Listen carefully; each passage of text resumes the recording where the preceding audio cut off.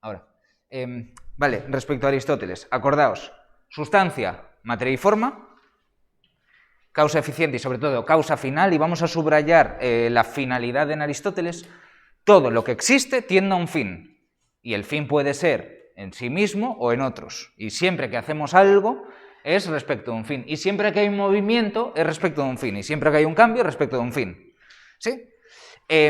Respecto del ser humano, especificábamos cuál es la forma de lo humano. La forma de lo humano es sobre todo aquello que lo define, ¿sí? Y había al menos 3 funciones de lo que es humano. Una función vegetativa, una función sensitiva, o si queréis, animal, y una función humana. ¿Sí? Es lo que corresponde exactamente con los sustantivos tal cual los estudiáis en segundo o tercero de la ESO, ¿verdad? Hay personas, animales y cosas, o personas, animales, y aquí diríamos vegetales. Pues habría una función vegetativa, habría una función, digamos, de movimiento, de movimiento, de sensación, y habría una función que es la propia de los seres humanos, que es la función racional o intelectual. ¿Vale? El alma es, entre otras cosas, entelequia o búsqueda de la percepción, es decir, todo objeto que existe busca realizarse. ¿Y eso qué quiere decir? Pues en el caso de los objetos inertes buscan realizar su propio movimiento. En el caso de los animales, pues los animales buscan realizar su propia naturaleza. ¿Y cuál es su propia naturaleza? Normalmente vamos a decir crecer, reproducirse o nacer, crecer, reproducirse y morir, ¿no? Lo que vosotros soléis estudiar. Los animales generalmente no hacen cosas que están fuera de lo que entendemos su naturaleza, tienen una vida rutinaria y se realizan así. Y el perro se realiza como perro y el tigre se realiza como tigre. ¿Sí? Decía Ortega, filósofo que veremos un poco más adelante, que el tigre no se puede destigrizar. O sea, el tigre siempre busca, digamos, la perfección como tigre, siempre busca realizarse como tigre. Y los humanos, dice Aristóteles que también, los humanos buscamos realizarnos, pero buscamos realizarnos como humanos. Entonces va a ser importante entender que para Aristóteles la ética tiene que ver con lo que somos nosotros, que si cambiásemos la definición de ser humano, cambiaríamos también la definición de la ética. ¿Vale? Y esto va a ser así siempre, hasta Hume. Siempre que relacionemos la ética con lo que somos, estaremos en un marco aristotélico. Sí, porque estamos en el marco en el que nuestros fines dependen de nuestra esencia, nuestra naturaleza. Y si nosotros somos animales libres, nuestro fin está en realizar nuestra libertad. Y no sé, alguna vez me comentabais que, claro, que este fin, sobre todo, pues está en Marx. En Marx el fin humano es sobre todo ser libre, y para ser libre, digamos, necesitamos buscar ciertos medios, pero puede ser que el fin sea sobre todo el placer. Eso para Aristóteles será una forma de felicidad animal, ¿sí? Pero siempre, digamos, el fin depende de la naturaleza, y podéis jugar con esto. Entonces, vamos a partir de que la naturaleza humana para Aristóteles no es solamente vegetativa, o sea, no es solamente comer, no es solamente, digamos, hedonista, no es solamente placentera, no es solamente animal, sino que hay algo más o algo que nos distingue, y ese algo que nos distingue es la racionalidad. ¿Sí? Eso lo vamos a tener de fondo.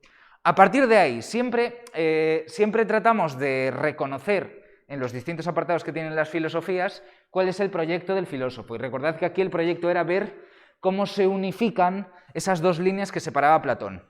En este caso diríamos, si en la teoría había que unir la forma y la materia, o las ideas y la sensibilidad, aquí lo que hay que unir es el conocimiento intelectual o el conocimiento de las virtudes y la experiencia. ¿Sí? Por decirlo así, vivir es algo que no se aprende en los libros. Si tenemos que resumirlo en una sola tesis, vivir es algo que no se aprende en los libros. No es que para Platón sí se aprenda en los libros, pero para Platón toda virtud se aprende intelectualmente o conceptualmente. ¿Sí? O sea, si tú eres un burro, tú eres un tío peligroso. ¿Sí? Para Aristóteles, tú puedes ser un buen ciudadano simplemente porque te han enseñado a ejercer correctamente las virtudes, o sea, por la propia práctica, sin necesidad de que te hayan educado demasiado, y para Aristóteles puede ser un sabio en algunos aspectos, incluso una persona a la que le han enseñado correctamente todas las virtudes, ¿verdad?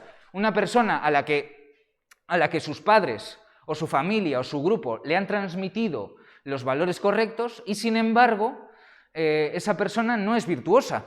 Y no es virtuosa porque la virtud es algo que después se consigue o se adquiere ejerciéndola, en la práctica. Si hay que resumir esto en una frase de Aristóteles, la prudencia no es ciencia. ¿Sí? O si queréis, vivir y actuar no es ciencia. No va de algo universal. ¿Sí? Por supuesto, ser sincero será una virtud, pero es una virtud que depende de nosotros y que depende del contexto, y que tenemos que aprender a ser sinceros en un contexto, o tenemos que aprender a ser sanos en un contexto. ¿Sí? Vamos a dividirlo sobre todo en dos partes, ¿vale? En dos partes que están planteadas como las dos transparencias que tenéis de la ética. En una vamos a ver cómo se plantea, digamos, nuestro proyecto de vida, cómo se plantea cuál es el fin de nuestra vida. En el segundo vamos a ver cómo después se aplica esto, o cómo después lo vivimos nosotros. Primero, Aristóteles, el libro más importante de la ética que escribe es la Ética a Nicómaco. ¿Sí? Y en la Ética a Nicómaco empieza hablando de medicina. Dice, toda actividad humana se constituye con miras a un bien. ¿Vale? Es decir, el bien es aquello a lo que todas las cosas tienden.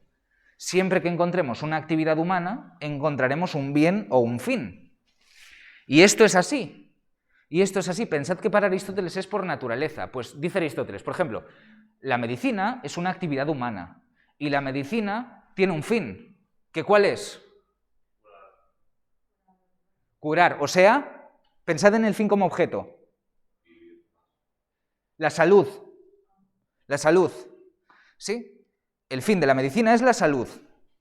Y entonces ya hay algo que en España, después, hoy es 21 de diciembre, entonces anteayer fue 19 de diciembre.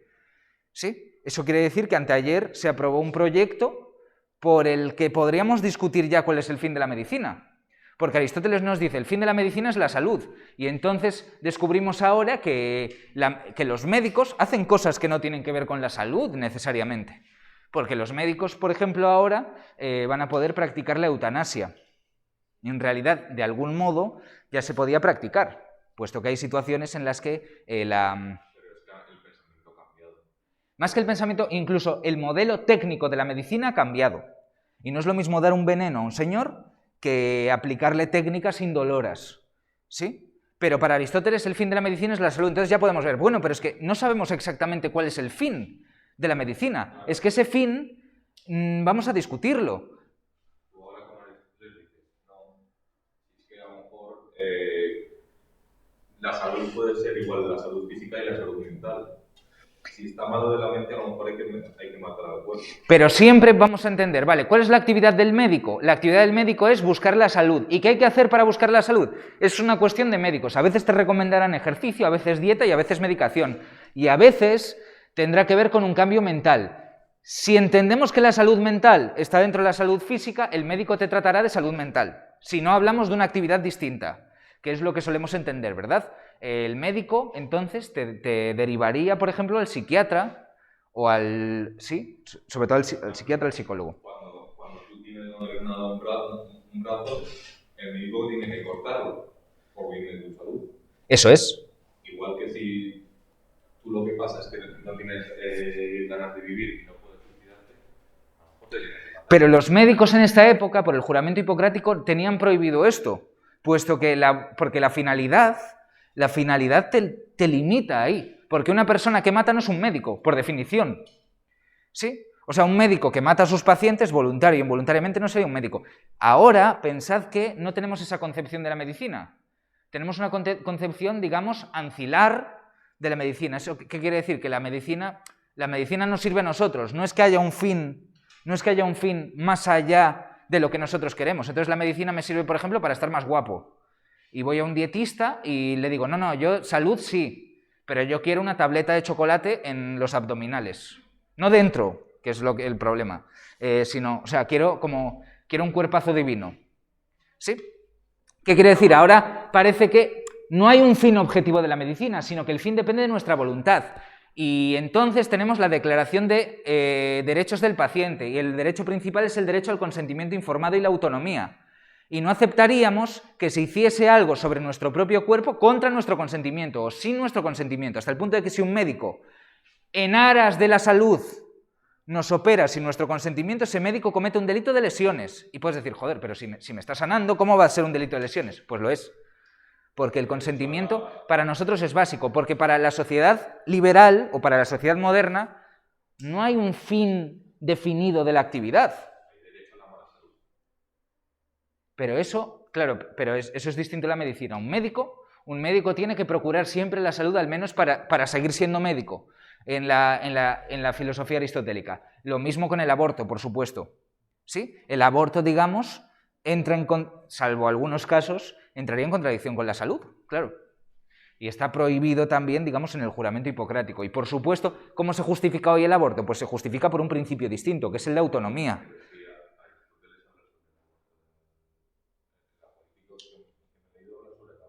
Sí, pero yo estoy hablando de la medicina como búsqueda de la salud, ¿sí? Y la tarea que tienen los médicos para procurar la salud de sus pacientes. Es cierto que, el feto no es un paciente, ¿sí? O no es propiamente un paciente. La eutanasia no sería ética. Si entendemos que el fin de la medicina es la salud y la eutanasia procura algo contrario a la salud, que es la muerte, o sea, salvo que entiendas que la muerte es salud, sí. Sí. Más que Aristóteles, este modelo, digamos, y lo que quiero sobre todo es que contrastemos los modelos. Cada actividad se constituye con miras a un bien. Hoy solemos entender que lo importante no es el fin de la actividad, sino sobre todo el consentimiento de las personas, y ya decidiremos de qué va la medicina, porque hay fines distintos de la salud, y a lo mejor el médico tiene como fin la salud, pero yo no tengo como fin la salud. Yo tengo otro tipo de fines. ¿Sí? Entonces, claro, el fin de cada actividad es respecto de un bien. ¿Cuál es el fin de la educación? Pues el fin de la educación entendemos que es la excelencia en el conocimiento, ¿sí? Y un filósofo que se llama Michael Sandel después discute, bueno, entonces, ¿por qué las universidades tienen cuotas para diversidad racial en los Estados Unidos? Si el fin de la universidad es la excelencia, lo normal es que busquen a los individuos más excelentes en el conocimiento o con mejores notas. Y sin embargo, hoy, al menos en los Estados Unidos, se entiende que otro de los fines de la universidad es promover la diversidad. Lo que pasa en Estados Unidos hace 30 años pasa aquí ahora, y ahora se habla, por ejemplo, de promover la diversidad en las carreras de ciencias y equilibrar, digamos, el número de hombres y mujeres que acceden a las carreras de ciencias. Entonces diríamos, claro, parece que el fin va cambiando, y parece que lo que entendíamos que era un fin en la época de Aristóteles, o lo que podemos entender que es el fin de una actividad, va cambiando, ¿sí? Vamos a tener que ser capaces de detectar cómo sabemos el fin. ¿Sí? Sobre todo, el argumento que da Sandel va por ahí, claro. En el momento en el que tú buscas, por ejemplo, diversidad o buscas integrar, que es una palabra que se utiliza mucho también, integrar, lo que estás haciendo es otra actividad distinta. Imaginaos que yo aquí lo que busco es integraros a todos y que si os lleváis mal dejo de dar clases de filosofía para a chucu chucu chu. ¿Sí? Para que todos os llevéis muy bien. Bueno, pero es que entonces no venís a la escuela, entonces venís a la guardería, o entonces venís al parque. ¿Me explico? O sea, en el momento en el que llamemos a una actividad educación, el fin tiene que ser el aprendizaje. Pero Michael Sandel ahí lo dice en cuanto a la raza o el género. A la raza. No habla sobre por ejemplo, las subvenciones adquisitivas. No, porque eso no cambia el fin de la educación. O sea, al final siguen accediendo los más capacitados. Si tú no tienes una nota determinada para acceder a medicina, física, matemáticas, políticas e historia, es que no te van a becar porque no llegas. Pero una vez llegas, hay ayudas económicas. Eso es distinto. Porque claro, a mí también me parece una tontería lo de hacer una diversidad, porque al final vivimos al final en una cierta meritocracia y aquí quien accede a una... Pero espera, vivimos en una meritocracia respecto de qué actividad, porque, por ejemplo, me podríais recriminar que yo no fuese meritocrático en la clase, pero seguramente, si me vieseis con mis hijos y vieseis que les digo, no, hoy has jugado mal el partido de fútbol o el partido de tenis, o has suspendido, no comes, porque esto es una meritocracia, y decís, hombre, pero es que la vida familiar no se rige respecto de un fin que es el mérito. Pero, por ejemplo, depende de la actividad.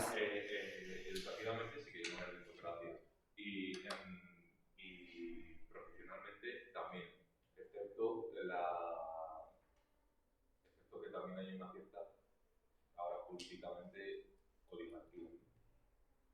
Vale, pero punto distinto. Lo que digo es que cuando hablemos de meritocracia vamos a hablar de respecto de qué fin.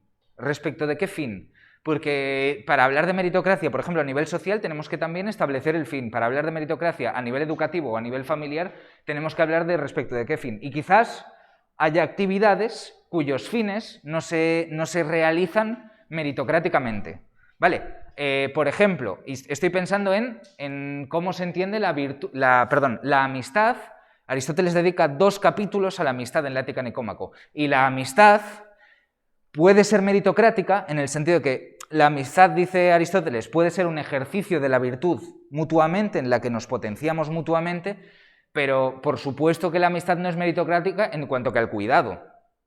¿Sí? Yo no le digo a mis amigos, mira, es que hoy no te mereces mi ayuda, ¿sí? Sino que se rige por reglas de reciprocidad, por ejemplo. Entonces, depende de la actividad. Vale. ¿Cuál es? Entonces, una vez establecido que toda actividad se rige con miras a un bien, ¿cuál es el bien de la vida humana? O si queréis, ¿cuál es el fin de la vida humana? Pensad que en el esquema aristotélico actuamos por fines. Hay una palabra mágica que tenemos que utilizar aquí que es teleología. Os la pongo, no sé si lo...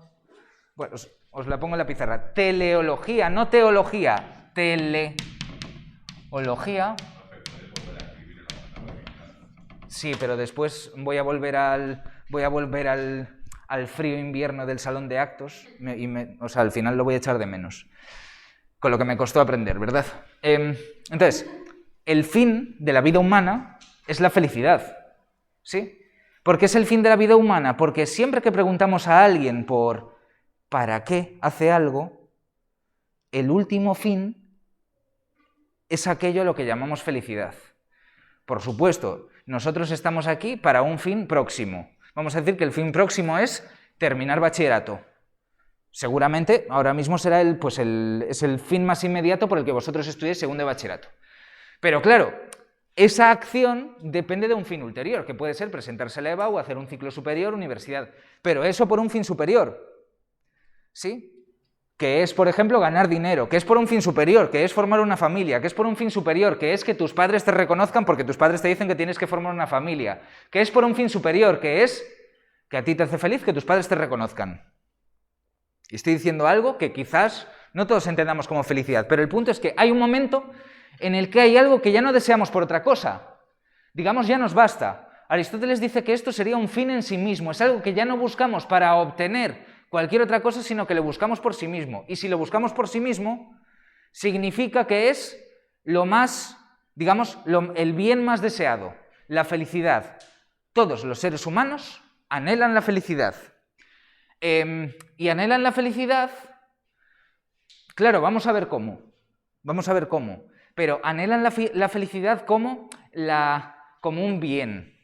Y como sabemos de adjetivos, los comparativos y los superlativos, buscamos la felicidad como la mejor vida a la que podemos aspirar, ¿vale? Porque si buscamos un bien es porque buscamos el mayor bien de todos, buscamos lo que es mejor. Y dice Aristóteles, claro, si buscamos aquello que es mejor, vamos a buscar aquello que es mejor no solamente objetivamente, sino respecto de nosotros. ¿Y qué es lo que es mejor respecto de nosotros? Os hago, si queréis... Perdón, siempre que haga argumentos etimológicos, antes de Nietzsche al menos, con Nietzsche os vais a aburrir de etimologías, os voy a matar a etimologías. Pero entended que es una ilustración, ¿vale? No es un argumento. No es un argumento. Decir que escuela significa ocio en griego no es ningún argumento, porque la escuela no es ocio, la escuela es vuestro trabajo. O la escuela es nuestro trabajo. Entonces no es un señor rico que va a atender a otro señor rico. No, ahora mismo es un trabajo, ahora mismo está profesionalizado. ¿Qué es? ¿De dónde viene virtud? De la misma palabra que viril. ¿De dónde viene virtud? Viril. Hombre. ¿Dónde están? ¿Dónde están los tíos? Virtud es fuerza. Vir es fuerza. Sobre todo es fuerza. Entonces la virtud sería la fuerza que tienes para hacer las cosas. Vale, ¿de dónde viene? Arete.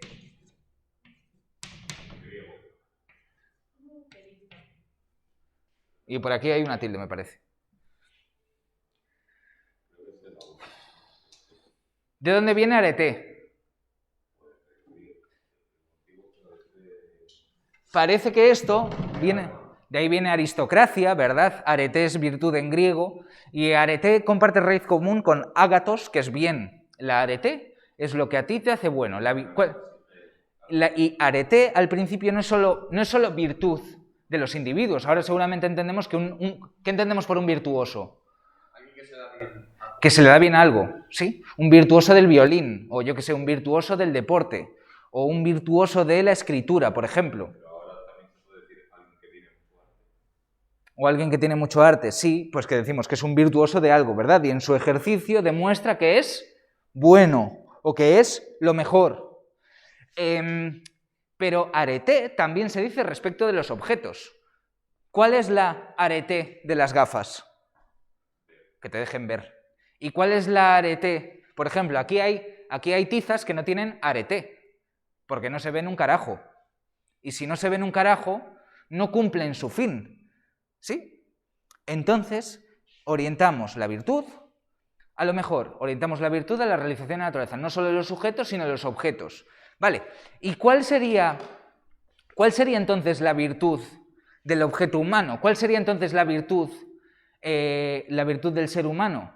Aquello conforme a lo mejor de nosotros mismos. Y eso es la razón. ¿Sí? Entonces vamos a definir la virtud como la actividad conforme a la razón. Si queréis, claro, esto puede ser algo tramposo que ya nos lleva en parte al platonismo, ¿verdad? La virtud como aquello conforme al intelecto. Y entonces otra vez estamos en las mismas y Aristóteles nos da 800 vueltas con sustancia y accidentes para acabar como Platón. Pero no es eso, pensad que vosotros para todas las actividades que realizáis necesitáis utilizar la razón en cierta medida. ¿Sí? Es decir, cuando vosotros procuráis perfeccionaros en algo, no tenéis que aprender y no tenéis que calcular. Incluso, para Aristóteles no cabe la virtud respecto del vicio, sería una contradicción, pero vamos a suponer que hay individuos virtuosos copiando. ¿Sí? Hay individuos virtuosos copiando.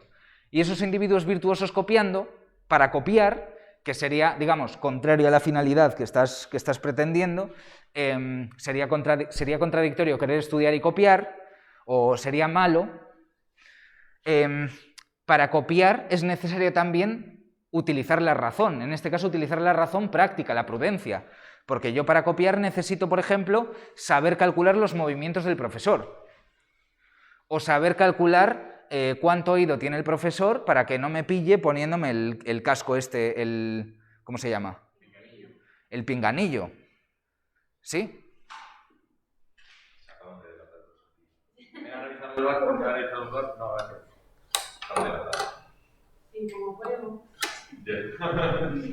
Bueno, la presunción de inocencia es un derecho exageradísimo, ¿eh? Claro, entonces, para eso también necesito virtud. Para atracar o para asesinar también necesito virtud. Ojo, Aristóteles considera que ese tipo de actividades no son virtuosas. Lo que digo es que, llevándolo al extremo, todas las actividades que realizamos y sobre las que debamos mejorar requieren de cierta racionalidad. Y la medida en la que podamos distinguir virtuosos de viciosos, sí podemos entender que hay racionalidad. Vale, entonces, la felicidad tiene que ver con la virtud. ¿En qué sentido? En que la felicidad es una actividad... la felicidad es la realización del bien humano y para la realización del bien humano es necesario el ejercicio de la razón, porque es necesario que yo, sea capaz de aprender acerca de lo que me hace feliz. Pensad, y ahora vamos a esto, pensad en la felicidad de los cerdos. Vale, una felicidad simple, o en la felicidad somática. ¿Habéis leído Un mundo feliz? En Un mundo feliz a los ciudadanos se les da soma, que es una pastillita que te hace feliz. Si a mí me hace feliz la droga, tengo que saber dónde conseguirla. No exactamente clones, pero son diseñados genéticamente, sí. Entonces, para ser feliz necesito ser capaz de calcular. necesito ser capaz de aprender de la experiencia. Pues yo creo que me hace feliz dar clases en un instituto y aprendo que eso no es así. O aprendo quizás que un día me siento infeliz, pero otro feliz. Soy feliz con mis amigos, pero hay algún día que me decepcionan. Y gracias a mi razón, soy capaz de saber distinguir entre una pequeña decepción y que mis amigos son unos desgraciados.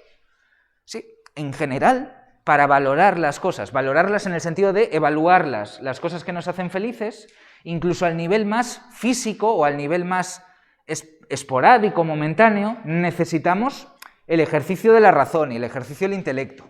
¿Vale?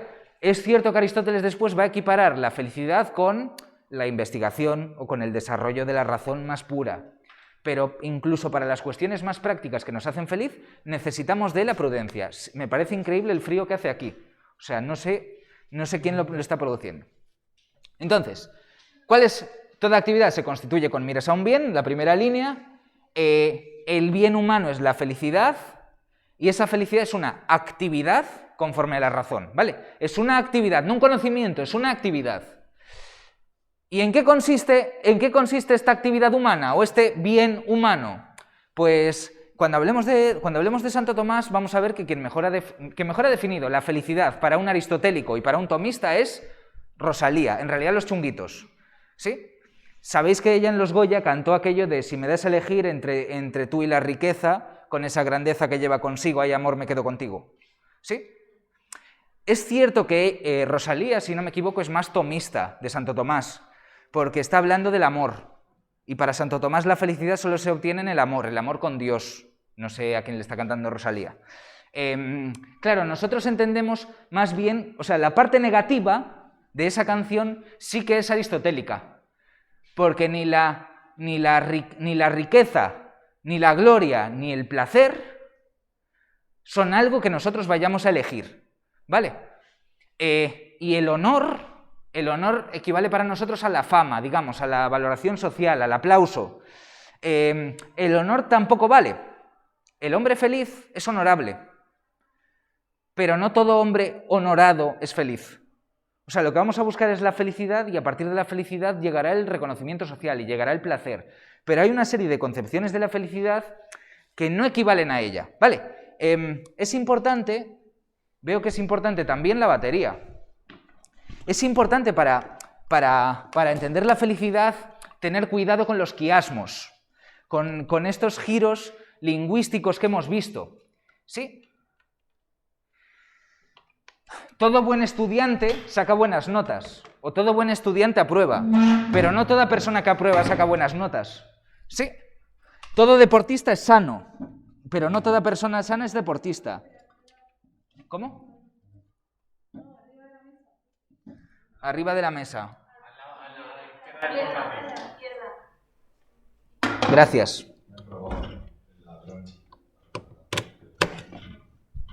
Entonces, ¿qué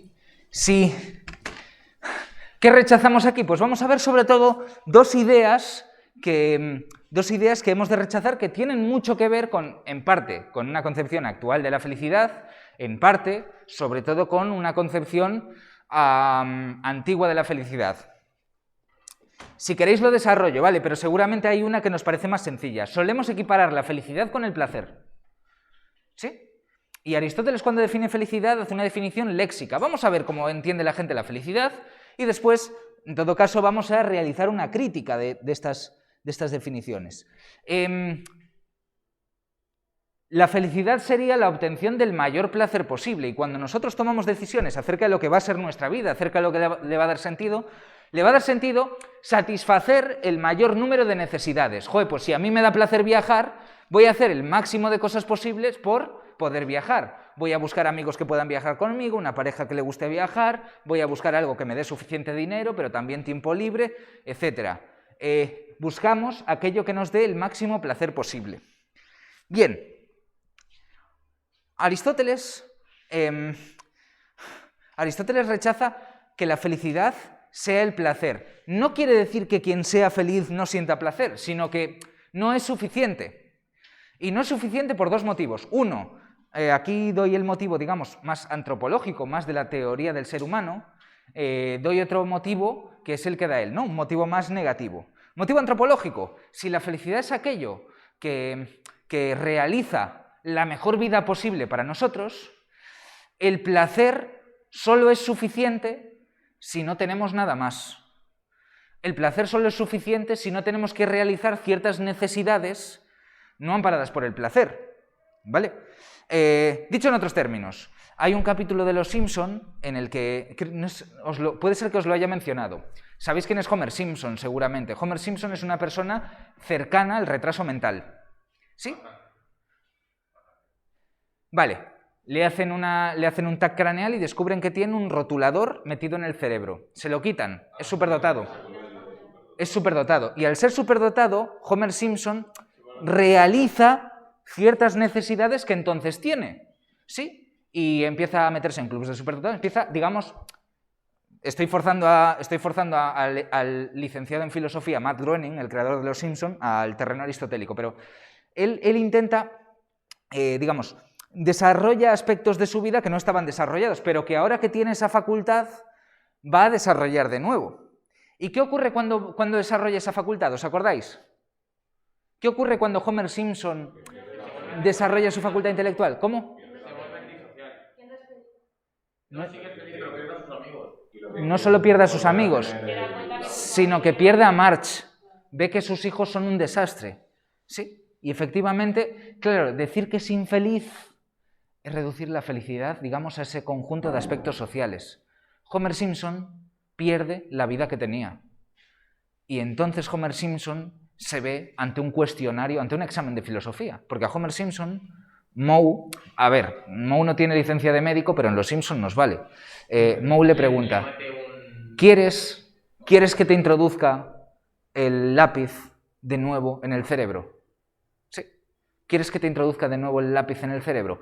Si habéis visto, por ejemplo, literatura del siglo XVI, empezamos a ver cómo la razón, más que ser un regalo de Dios, como entendíamos hasta Santo Tomás, para poder realizarnos y para poder ser felices, y gracias a que somos racionales, podemos desarrollarnos en gran plenitud, la razón es lo que hace que nos demos cuenta de que vivimos en un mundo de mierda. Y cuanto más conocemos, más nos damos cuenta de la cantidad de sufrimiento que hay. Y la razón, en realidad, solo nos sirve para ver lo miserable que es el mundo. Como decían, Espera. ¿Los? Dice Goethe, la felicidad es de plebeyos.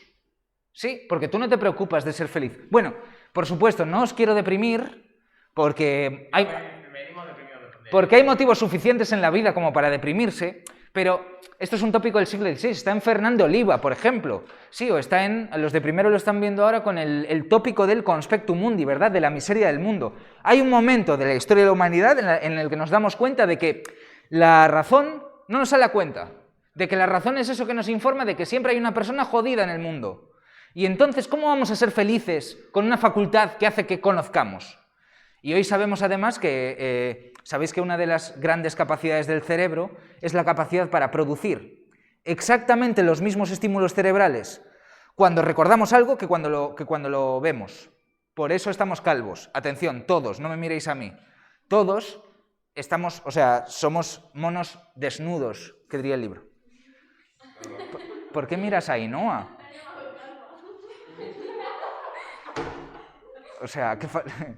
Bueno, no, vale. Como Sidney O'Connor en Nothing Compares to You, ¿no? Que se rapa la cabeza. No sé si piensas hacer eso, pero bueno. Entonces, hacedlo todos. Bueno, entonces, claro, eso que es un tópico literario viene a romper la visión aristotélica de cómo, si somos animales racionales, no buscar la felicidad también en la razón y también en el cultivo de la razón, en aprender de lo que nos rodea, es perder una parte de nosotros. Y con el ejemplo de Los Simpson, o este tópico, digamos, del renacimiento, este tópico de que en realidad hay partes nuestras que están en lucha. Lo que recordáis del Criticón, ¿verdad? Andrenio y Critilo. Andrenio es el que disfruta de la vida sin ningún cerebro, Andrenio, el hombre, el varón, mientras que Critilo es quien te está diciendo todo el rato cosas para preocuparte, ¿verdad? Y la razón a veces hay que apagarla a bombardeos. No os digo cómo lo suelen apagar los adolescentes, porque entonces me vais a dar la razón en el tópico renacentista, ¿verdad? Más que el cerebro, digamos, es el córtex prefrontal, que es lo que cierto tipo de sustancias apaga. Con Aristóteles, por supuesto, el lápiz que se introduce Homer Simpson sería algo a rechazar. Es que no es una vida verdaderamente feliz la vida de quien no se da cuenta de las cosas. Puede sentirse bien, puede sentir placer, pero no es realmente felicidad, porque cabría pensar en una forma de vida mejor que esa. Y no decimos que la felicidad es la mejor forma de vida humana. ¿Cómo podemos decir entonces que una persona con el lápiz en la cabeza o una persona que ha renunciado a toda razón es feliz? ¿Sí? Y estáis pensando, joder, pues yo me voy a una fábrica de lápices y me meto 8, sin problema, ¿verdad? Por cierto, esto está en la raíz, por ejemplo, de debates sobre la eugenesia respecto a la discapacidad.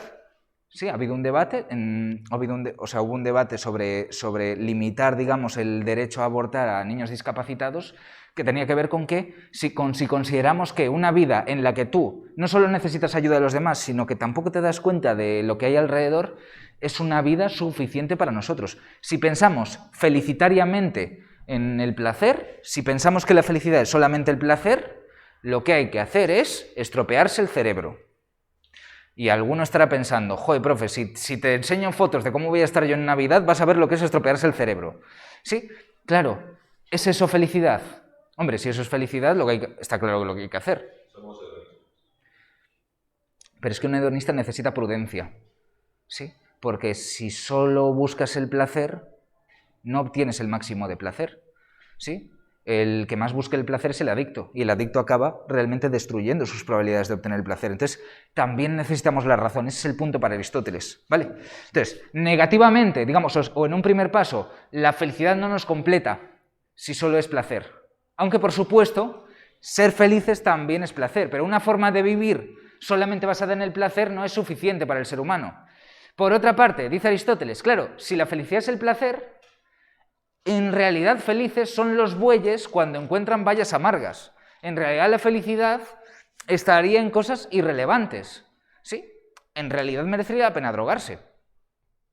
Y merecería la pena, digamos, no pensar en el tipo de vida que vas a tener, sino solamente pensar en las sensaciones que vas a tener. Un filósofo que recuperó después esta imagen, no es que sea aristotélico exactamente, pero en este punto sí es, Robert Nozick.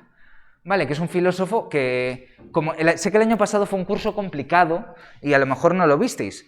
Básicamente él plantea una objeción contra esta idea de que la felicidad sea el placer, de los utilitaristas. Dice, vale, imaginemos que ponemos a un utilitarista en capítulo de Black Mirror, por cierto, hay un capítulo de Black Mirror que va sobre eso. Lo ponemos ante una máquina de experiencias, que es una máquina que te pone un chip en la cabeza y te produce exactamente las mismas experiencias, tanto externas como internas, que podrías tener tú.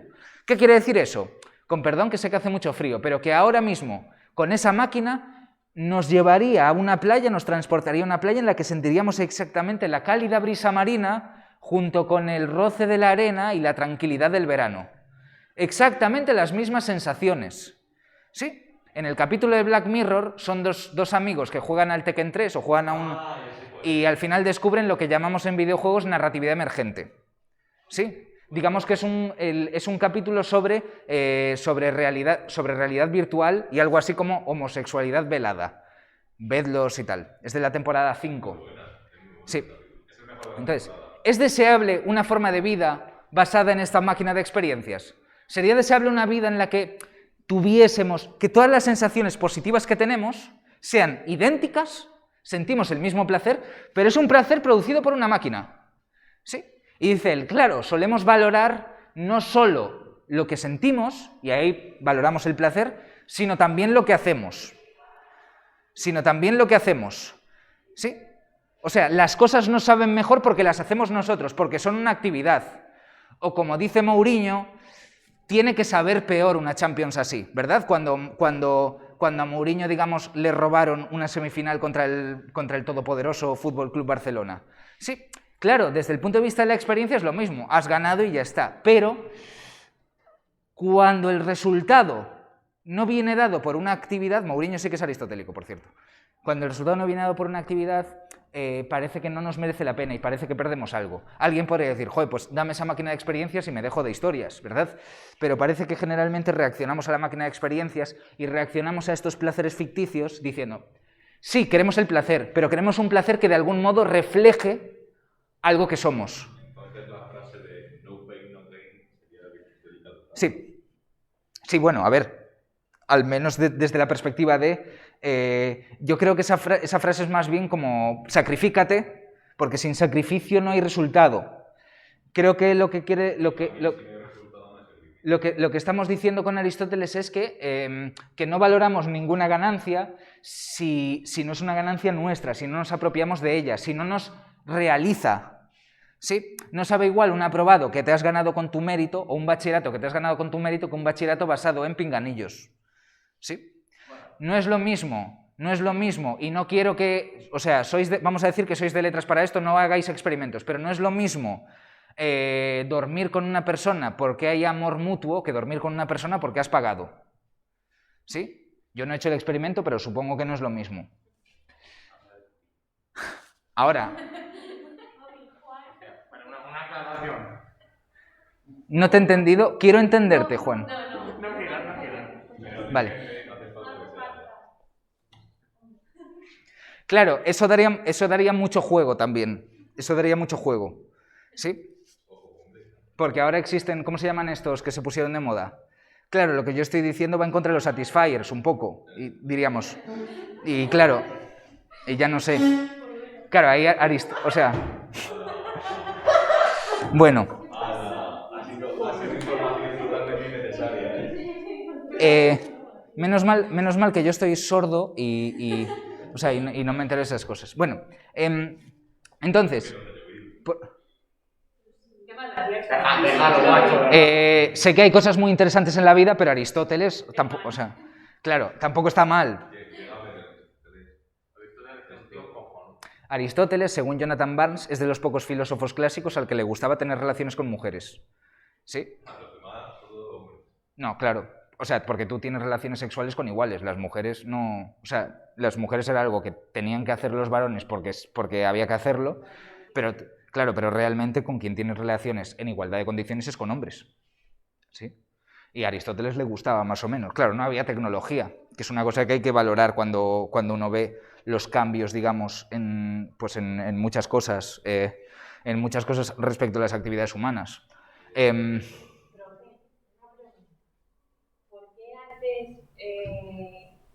Antes, en esta época, ¿por qué no se veía mal la homosexualidad y ahora sí? Ahora se ve mal. Bueno, ahora no. No, espera, guay. Con los años ha ido viendo más. Bien, ¿por qué en esta época no se veía mal que Sócrates diga que ya no quiere tener nada con Alcibíades porque le está empezando a salir pelo en la cara? Es decir, porque tiene 13 años y ya no, o sea, no es que no le apetezca, es que ya no le apetece y ahora no. Bueno, seguramente, a ver, la visión del sexo ha cambiado también y podríamos analizarlo aristotélicamente, ¿vale? Por supuesto que estoy forzando lo que me preguntáis a lo que yo quiero decir, pero es que nos vale, porque nos sirve como herramienta para analizar el mundo que nos rodea. ¿Cuál creéis que es la base, por ejemplo, de las relaciones sexuales? Y estoy pensando en la homosexualidad también. ¿Cuál es la base hoy? ¿Condenaríais una relación homosexual? Yo estoy seguro de que sí. ¿Habría alguna que condenaríais? ¿Qué os llevaría a condenar una relación entre dos varones o dos mujeres? Seguro que algo así. La única forma que lo condenaría sería si seríamos, pues yo qué sé, los últimos habitantes de la Tierra y tenemos que perpetuar el linaje. Utilidad social, pero eso, claro, sería ver ya que esa actividad tiene un fin, que es un fin objetivo, que es la reproducción. Pero vamos a otro. ¿Ponéis por ahí alguna contraindicación? Como en una relación heterosexual, si una de las partes no... Eso es. Para nosotros el sexo es como comprar un videojuego. Y es una forma exagerada de decir que para nosotros la base del sexo es mentira esto, ¿eh? Pero en teoría para nosotros el sexo está desmoralizado porque, o sea, no afecta a la moral. A cada uno le gusta lo que le gusta, mientras haya una relación consentida, las relaciones sexuales son válidas, ¿sí?